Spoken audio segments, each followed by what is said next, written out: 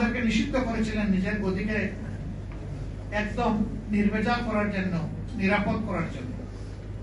কিন্তু 1, 2, 3, 4 এই 3 দিনে মজা লুটেছেন।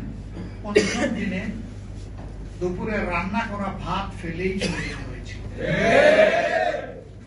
This is reality.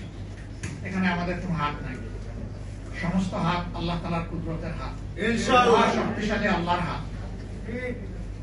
এই আল্লাহর উপর যাদের বিশ্বাস আছে, কোরআনের ওই আয়াতের উপর যাদের বিশ্বাস আছে, তুতিল মুলকা মান তাশা ওয়া তানজিউল মুলকা মিম্মান তাশা, তারা যেন ভুলে না যায় যে সমস্ত শক্তি কর্তৃত্ব মানুষের হাতে নয়, আল্লাহ তাআলার হাতে।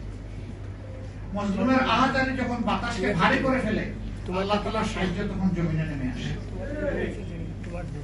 কি হলো? মজলুম ছিলেন, এখন জালিম হতে যাচ্ছেন কেন?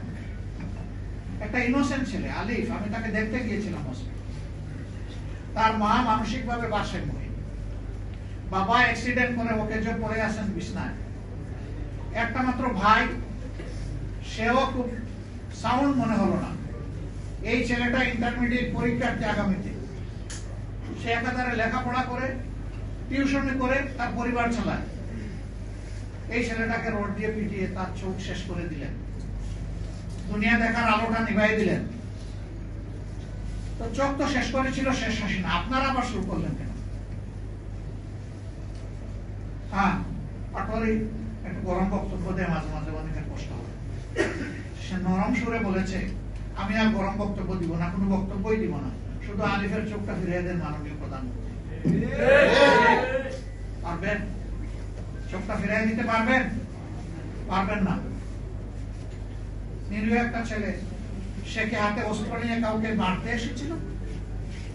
তার নেতৃবৃন্দকে আঘাত করা হচ্ছে, আক্রমণ করা হয়েছে।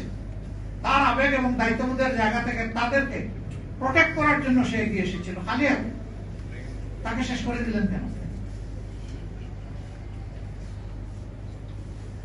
এই নির্বাচন হওয়ার পরে দুঃখজনক, বর্তমান সরকারি দলের হাতে আমার 4 জন সহকর্মীকে জীবন দিতে হয়েছে। কেন এটা শুনতে হবে? কেন এটা দেখতে হবে? জায়গায় জায়গায় হামলা শুরু হয়েছে, মামলা শুরু হয়েছে। আশ্চর্য। আপনারা মারলেন, মোহ সৃষ্টি করলেন, লোকদেরকে বন্দী করে রাখলেন, চোখটা কেড়ে দিলেন, তারপরে আবার উল্টো তাদের উপরে মামলা দিলেন। কি মামলা? যে তারা আইফোন ছিনতাই করেছে। ধন্যবাদ, অন্তত একটা দামি ব্র্যান্ডের ফোনের ব্যাপার করেছে। তারা সেখানে আইফোন ছিনতাই করতে গিয়েছিল।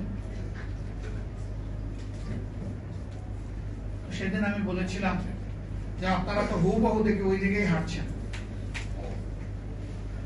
ফ্যাসিস্ট আমলে আপনাদের বর্তমান শিক্ষামন্ত্রীর বিরুদ্ধে বেনেটরি ব্যাগ ছিনতাইয়ের মামলা দিয়েছিলেন।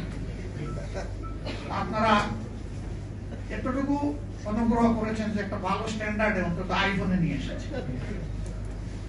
হুবহু ওইগুলোই আপনারা অনুসরণ করেছেন। কোন জিনিসটা বাদ দিলেন না?